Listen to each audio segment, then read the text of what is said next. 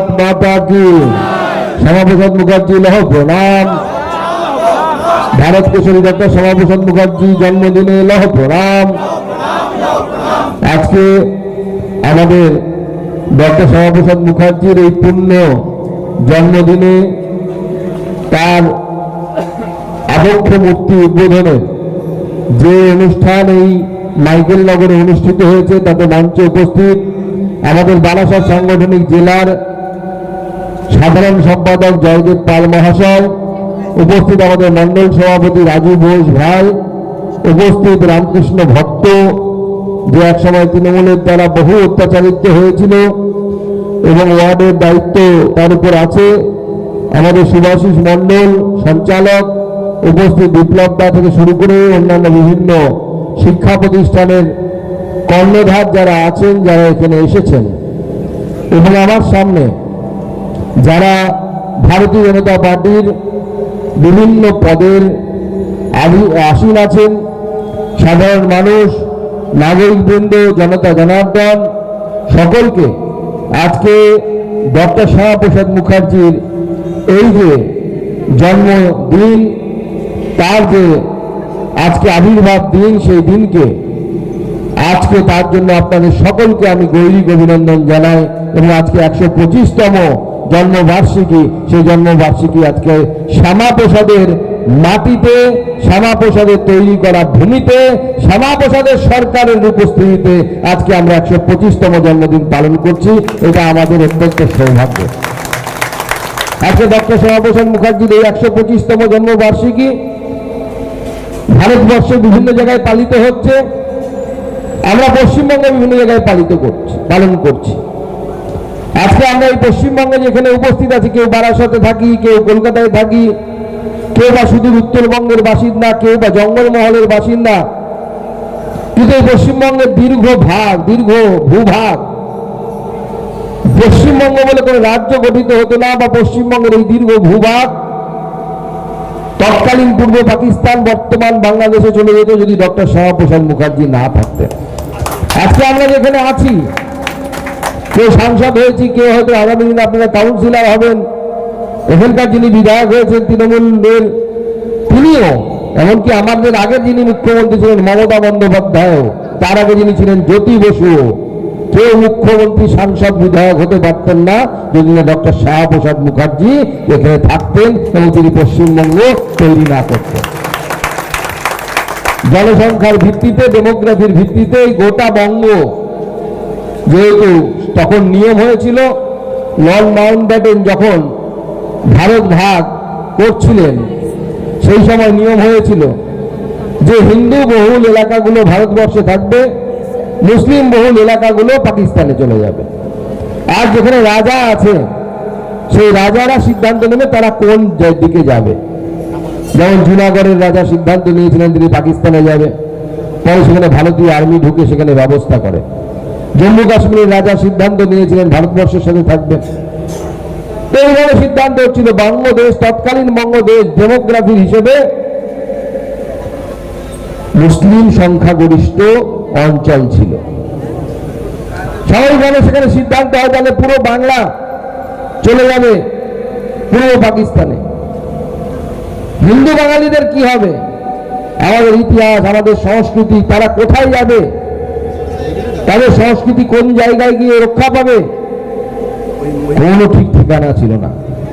Doctor Shyamaprasad মুখার্জির নেতৃত্বে সেই সময় এই বাংলায় জনমত তৈরির কাজ ডক্টর শ্যামাপ্রসাদ মুখার্জি করেছিলেন, যে বাঙালি হিন্দুর জন্য একটা হোমল্যান্ড দরকার, যেখানে বাঙালি হিন্দু তার সভ্যতা, কৃষ্টি, সংস্কৃতি সমস্ত কিছুকে নিয়ে বাঁচতে পারবে। এবং তারপর সেই আন্দোলনে একের পর এক সবাই যুক্ত হয়ে মেঘনাথ সাহা থেকে শুরু করে, সুনীতি কুমার থেকে শুরু করে, রমেশচন্দ্র মজুমদার থেকে শুরু করে, যদুনাথ সরকার থেকে শুরু করে বিখ্যাত ঐতিহাসিক তারা প্রত্যেকে সমর্থন দিয়েছিলেন।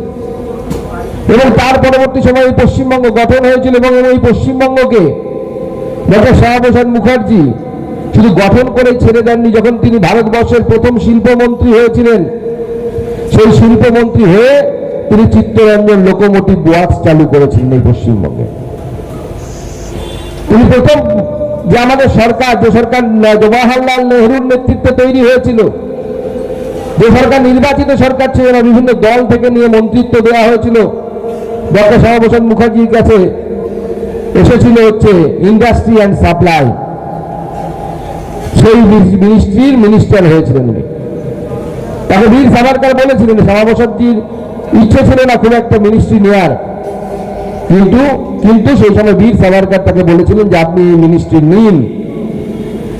তার হয়তো ইচ্ছে ছিল, বা তাহলে আরো ভালো হতো যদি ভারতবর্ষের শিক্ষার দায়িত্বটা ডক্টর শ্যামাপ্রসাদ মুখার্জিকে দিতে পারতেন সেই সময় জওয়াহরলাল নেহরু, কারণ তিনি ভারতবর্ষের কলকাতা ইউনিভার্সিটি, সেই সময় শ্রেষ্ঠ ইউনিভার্সিটির তার সর্বকনিষ্ঠ উপাচার্য ছিলেন। সারা জীবনটা শিক্ষার জন্য তিনি উৎসর্গ করেছেন। কিন্তু সেই সময় তাদের কি কম্পালশন ছিল জানি না, কম্পালশন ছিল আমি জানি না। সেই সময় ডক্টর শ্যামাপ্রসাদ মুখার্জিকে শিক্ষা ব্যবস্থার দায়িত্ব না দিয়ে তাকে শিল্প এবং অন্যান্য দেওয়া হলো, সাপ্লাইয়ের দায়িত্ব দেওয়া হলো, এবং তিনি শিক্ষার দায়িত্ব পেলেন না। শিক্ষার দায়িত্ব দেওয়া হলো মৌলানা আবুল কালাম আজাদকে, যিনি ভারতবর্ষের শিক্ষা ব্যবস্থার সাথে অ্যাকোয়েন্টেডই না, ভারতবর্ষের শিক্ষা ব্যবস্থায় পড়াশোনাই করেনি, মাদ্রাসাতে পড়াশোনা করেছেন বেশিরভাগ সময়, জন্ম মক্কাতে। তাকে ভারতবর্ষের প্রথম শিক্ষামন্ত্রীর দায়িত্ব দেওয়া হলো। আজকে ডক্টর শ্যামাপ্রসাদ মুখার্জি যদি ভারতবর্ষের প্রথম শিক্ষামন্ত্রী হতেন, তাহলে আজকে ভারতবর্ষের শিক্ষার এই যে অপসংস্কৃতি ঢুকে গেছে সেটা হতো না। একদম ভারতবর্ষের শিক্ষা ব্যবস্থা যেরকম হওয়া দরকার সেই ধরনের শিক্ষা ব্যবস্থা ডক্টর শ্যামাপ্রসাদ মুখার্জি তৈরি করছে। যেমন কথা আছে, ঢেকি স্বর্গে গেলেও ধান ভাঙে। শিক্ষা যে লাভ পেল না, সেই লাভটা শিল্প পেল। শিল্প এবং সাপ্লাইয়ের দায়িত্ব, ইন্ডাস্ট্রি অ্যান্ড সাপ্লাইয়ের দায়িত্ব ডক্টর শ্যামাপ্রসাদ মুখার্জি যখন পেলেন 1948 সালে ভারতবর্ষের শিল্প নীতি তিনি তৈরি করলেন। সেই শিল্পনীতি প্রকাশিত হলো এবং সেই শিল্পনীতিতে উনি মিশ্র শিল্পনীতির কথা বললেন। এবং ভারতবর্ষের বিভিন্ন জায়গায়, সেখানে আমাদের চিত্তরঞ্জন ওয়ার্কস হোক, রেলওয়ে ওয়ার্কস হোক, আমাদের হ্যাল হোক, হিন্দুস্তান এরোনটিক্যালস যেটা উড়িষ্যাতে আছে, যেখানে এখন নিজের ইঞ্জিন থেকে শুরু করে আরো অনেক রাফালের ইঞ্জিনের সমস্ত কাজকর্ম সেখানে চলছে। আমাদের এখান থেকে আমি এখন যাচ্ছি হচ্ছে ধানবাদে গিয়ে সিন্দ্রি বলে একটি জায়গা আছে। সেই সিন্দ্রিতে এশিয়ার সর্ববৃহৎ সার কারখানা 1950 সালে আমাদের ডক্টর শ্যামাপ্রসাদ মুখার্জির হাত ধরে প্রতিষ্ঠিত হয়েছিল। ঝাড়খণ্ড, এখনকার বর্তমান ঝাড়খণ্ড, তখন বিহার ছিল, বিহার বাংলা সীমান্তের কাছে। কয়েক হাজার লোক চাকরি পেয়েছিল। 2002 সালে এসে ডক্টর শ্যামাপ্রসাদ মুখার্জি চলে যাওয়ার পর থেকে ভারতবর্ষের শিল্পের আবার নিচের দিকে যাওয়া শুরু হয়। তারপরে 2002 সালে বন্ধ হয়ে যায় সিন্দ্রির সেই কারখানা। আবার নরেন্দ্র মোদী এসে 9,000 কোটি টাকা দিয়ে সেই কারখানাকে আবার পুনরুজ্জীবিত করে সেখানে নিম কোটেড ইউরিয়া তৈরির কাজ চলছে। আমি এখন এখান থেকে বেরিয়ে সেইখানেই যাব। সেখানে আমাদের প্রোগ্রাম অনুষ্ঠান আছে, যেখানে ডক্টর শ্যামাপ্রসাদ মুখার্জিকে স্মরণ করা হবে, যে একটা ধানবাদের কাছে গ্রামীণ অঞ্চলে তিনি একটা শিল্প সম্ভাবনা তৈরি করেছিলেন, যার মধ্য দিয়ে আশেপাশের এলাকার আর্থসামাজিক উন্নতি হয়েছিল। আগামী দিনে বাংলায় ডক্টর শ্যামাপ্রসাদ মুখার্জির সরকার তৈরি হওয়ার পর এই সরকারের ডক্টর শ্যামাপ্রসাদ মুখার্জির যে শিল্পনীতি, সেই শিল্পনীতিকে সামনের দিকে নিয়ে যেতে হবে। আমাদের হাজার হাজার লক্ষ লক্ষ বেকার যুবক, শিক্ষিত বেকার যুবক, তারা অন্য রাজ্যে গিয়ে চাকরির জন্য অপেক্ষা করছে। আগামী দিনে বাংলাকে শিল্পায়নের দিকে নিয়ে যেতে হবে।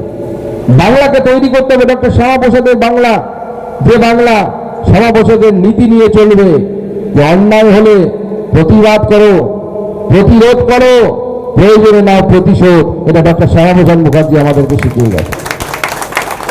তাই ভারতীয় জনতা পার্টির যারা এখানে আছেন, সর্বস্তরের নেতৃত্বের কাছে আমার আহ্বান থাকবে যে ভারতীয় জনতা পার্টিকে আরো শক্তিশালী করতে হবে। এখন আমরা খুব কঠিন সময়ের মধ্যে দিয়ে যাচ্ছি। নতুন জল ঢুকতে শুরু করেছে। সেই জলকে ঢোকাবেন কি ঢোকাবেন না আপনাদের স্তরে আপনারা সিদ্ধান্ত নেবেন। কিন্তু যখন ঢোকাবেন, জলকে ছেঁকে ঢোকাবেন, বেলে জলকে ঢোকাবেন না, ঢুকতে দেবেন না। নাহলে আগের সরকারের যে অবস্থা হয়েছিল, যে তৃণমূল যখন ক্ষমতা এলো 2011 সালে সিপিএম এর যারা হারমাত ছিল, সিপিএম এর যারা তোলাবাদ ছিল, তারাই শিফট করে পরবর্তী সময় তৃণমূল কংগ্রেস হয়ে গেল। এখন তারাই যদি আবার বিজেপিতে আসে, তাহলে বিজেপি শ্যামাপ্রসাদের বিজেপি আর থাকবে না। সেটা আমাদের বিজেপিকে ডক্টর শ্যামাপ্রসাদের বিজেপি রাখতে হবে। কোনো এই ধরনের পচা আলু বেনো জল যেন আপনাদের মধ্যে ঢুকতে না পারে, সেই জন্য আপনারা লক্ষ্য রাখবেন। এবং তার সাথে সাথে আমাদেরকে গণতন্ত্রকে রক্ষা করতে হবে, যে গণতন্ত্র পশ্চিমবঙ্গে ঠিকমতো রক্ষিত হয়নি দিনের পর দিন। আমরা আইন নিজের হাতে তুলে নেব না, আইনকে আইনের কাজ করতে দেব। তার মানে অপরাধীরা ছাড়া পেয়ে যাবে, এটাও হবে না। যারা সে সময় মেরেছিল রামকৃষ্ণকে, তাদেরও উপযুক্ত শাস্তির ব্যবস্থা করতে হবে। সেই জন্য আমাদেরকে লড়াই করতে হবে। তাতে বাধা আসতে পারে, হয়তো দেখবেন তাদের অনেকেই হয়তো সবুজ জার্সি খুলে ফেলে গেরুয়া জার্সি পরে নিয়েছে এই কদিনে। বাধা আসতে পারে, যাতে সেই বাধাকে অতিক্রম করে আমাদেরকে সত্য প্রতিষ্ঠা করতে হবে, এবং তবেই ডক্টর শ্যামাপ্রসাদ মুখার্জির স্বপ্ন সফল হবে। এবং ডক্টর শ্যামাপ্রসাদ মুখার্জির এই ভূমিতে ভারতীয় জনতা পার্টি 10 বছর, 15 বছর বা 5 বছর রাজত্ব করার জন্য আসেনি। আগামী 50 বছর এই শ্যামাপ্রসাদের মাটিতে ভারতীয় জনতা পার্টির সরকারকে আমাদেরকে রাখতে হবে। কিন্তু সেটা তৃণমূলের দেখানো পদ্ধতিতে নয়, ধমকে চমকে বুথলুট করে মাস্টারমশাই আপনি কিছু দেখেননি বলে নয়, মানুষের কাছে হাত জোর করে, মানুষের কাছে মাথা নত করে, মানুষের কাছে পরিষেবা দিয়ে, মানুষের কাছে দেখিয়ে যে ভারতীয় জনতা পার্টি এমন নেতৃত্ব তৈরি করতে পারে, এমন নেতৃত্ব দিতে পারে যে আজকে আমরা গোটা দেশের সামনে নিদর্শন তৈরি করতে পেরেছি। আজকে সেটা ভারতবর্ষের মানুষ মেনেছে, পশ্চিমবঙ্গের মানুষও সেটাকে সিদ্ধান্ত নিয়ে এবারের ভোটে মেনেছে। আজকে মাননীয় প্রধানমন্ত্রী নরেন্দ্র মোদীকে দেখুন, আমরা এখানে যেমন এক একজন নেতা মন্ত্রী সব দেখতে পাচ্ছি, কেউ বলছে 1000 কোটি টাকার মালিক, কেউ বলছে 1300 কোটি টাকার মালিক, কেউ বলছে 1200 কোটি টাকার মালিক, কেউ যে কত হাজার কোটি টাকার মালিক আমরা বুঝতে পারছি না। তার ভাই ভাতিজা ভাইপো কেউ বাদ নেই, ছেলে মেয়ে। আজকে মাননীয় প্রধানমন্ত্রীকে দেখুন, তার মুখ্যমন্ত্রী হওয়ার আগে তার পরিবার যে গাড়ি নিয়ে ঘুরতো, যে স্কুটি নিয়ে ঘুরতো, তার ভাই এখনো গুজরাটে গিয়ে দেখুন ভারতবর্ষের প্রধানমন্ত্রীর ভাই স্কুটি নিয়ে ঘোরে, কারানা করে 4 চাকা নেই, তার সে পরিবারের আর্থিক সামর্থ্য সেরকম নেই। এটা আমরা প্রমাণ করেছি। আমরা দেখেছি যে যোগী আদিত্যনাথ আমাদের মাননীয় মুখ্যমন্ত্রী তার নিজের বোন, মায়ের পেটের বোন, উত্তরাখণ্ডে রাস্তার ধারে একটা চায়ের দোকান চালায়। ভাবতে পারেন, ভারতবর্ষের অন্যতম বৃহত্তম যে একটি রাজ্য, সেই রাজ্যের মুখ্যমন্ত্রী যিনি ডিফেন্স করিডোর তৈরি করছেন, ব্রহ্মস মিসাইল তৈরির কারখানা তৈরি করছেন, তার নিজের বোন বা দিদি যাই বলুন না কেন, সে উত্তরাখণ্ডে রাস্তার ধারে একটা চায়ের দোকান চালায়। আমরা ভারতবর্ষকে এই ধরনের নিদর্শন তৈরি করে দিয়েছি, কিন্তু সেটা কি শুধু নরেন্দ্র মোদীজি আর যোগীজি, অমিত শাহজি এরা করবেন, নাকি আমাদের মধ্যেও সেটা আনতে হবে? আমাদেরকে আমাদের জীবনধারার কোনো পরিবর্তন যেন জনগণের সামনে, জনগণ যেন দেখতে পায় যে সুকান্ত মজুমদার সরকারে আসার আগেও যেরকম ছিল, সরকারে আসার পরেও সুকান্ত মজুমদার একই রকম আছে। সেই রকম আপনাদেরকে সেই নিদর্শন তৈরি করতে হবে, আমাদের প্রত্যেককে সেই নিদর্শন রাখতে হবে। আপনি আগে ভাঙা স্কুটি নিয়ে ঘুরে বেড়াচ্ছিলেন, সরকার এলো 2 সপ্তাহের মধ্যে 4 চাকা কালো স্করপিও নিয়ে ঘুরছেন। জনতা জনার্দন সব দেখছে, সব কিছুর হিসাব রাখবে, এবং সময় হলে, যখন সময় আসবে দেখবেন আপনাকে উল্টে দেবে। তখন এখন আপনি ডিম মারা দেখে, অন্যদের ডিম খাওয়া দেখে আপনি আনন্দ পাচ্ছেন, তখন অন্যরা আনন্দ পাবে, আপনি ডিম খাবেন, সেই দিন আসবে। সেই জন্য আজকে ডক্টর শ্যামাপ্রসাদ মুখার্জির এই জন্মবার্ষিকীতে, 125তম জন্মবার্ষিকীতে তাকে যেমন আমরা স্মরণ করব, কিন্তু তিনি যে রাজনীতিতে এবং তারপর তার জনসংঘ এবং সেখান থেকে ভারতীয় জনতা পার্টি, এই যে রাজনৈতিক যে আমরা যে শিষ্টাচার, আমরা যে রাজনৈতিক যে কুলীনতা, আমরা যে রাজনৈতিক স্বচ্ছতা আমাদের নেতৃত্ব দেখিয়ে গেছে, মাননীয় প্রধানমন্ত্রী দেখিয়ে গেছেন। মাননীয় প্রধানমন্ত্রী সেই জায়গাকে আমাদেরকে ধরে রাখতে হবে তবেই ডক্টর শ্যামাপ্রসাদ মুখার্জির স্বপ্ন সফল হবে, নচেত কিন্তু সফল হবে না। তাই আমরা এই 125তম বার্ষিকীতে শপথ নিই যে আমরা ডক্টর শ্যামাপ্রসাদ মুখার্জি তো হতে পারবো না, তার মতো গুণী আমরা নই, তার মতো গুণ নিয়ে আমরা জন্মাইনি, কিন্তু আমরা ছোট ছোট আঙ্গিকে ছোট ছোট জায়গায় ডক্টর শ্যামাপ্রসাদ মুখার্জির প্রতিনিধি হয়ে ছোট ছোট কাজ করে দেখাবো, যার মধ্যে দিয়ে জনগণের উন্নয়ন হবে, জনগণের জীবনে কিছুটা হলেও সামান্য একটু পার্থক্য আসবে। যারা বলে আমরা সব পরিবর্তন করে দেবো, সব ঠিক করে দেবো, সেই সমস্ত নেতারা মিথ্যে কথা বলে, আমি তার মধ্যে পড়ি না।